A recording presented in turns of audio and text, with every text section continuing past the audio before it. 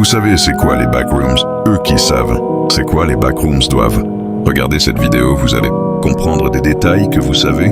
Sur les backrooms, c'est une sorte de dimension parallèle à travers notre monde.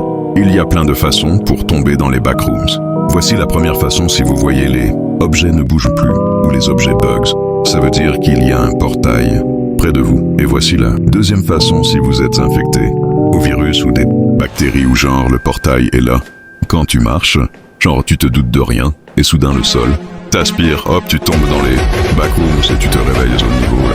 La plupart du temps, si tu tombes dans les backrooms tous, je vais vous expliquer la raison pourquoi. Les gens tous, en fait, il y a un air toxique et il faut pas respirer le gaz des backrooms. Si vous restez très longtemps là-bas avec l'air toxique, vous risquez de mourir. Pour survivre, il faut la combinaison hazmat.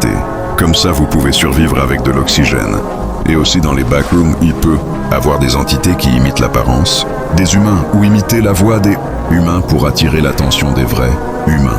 Mais attention, il y a un temps à respecter en général. Si tu restes bloqué dans les backrooms plus que 48 heures, tu restes coincé à jamais.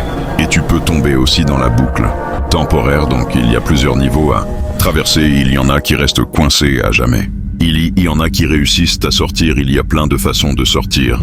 Voici les façons en fait. Vous pouvez voir une échelle qui ramène vers un trou. Il peut avoir aussi un toboggan qui peut vous ramener n'importe où. Par exemple, au désert, dans une ville, tu tombes du toboggan jusqu'au sol. Et l'autre façon, il peut avoir une porte.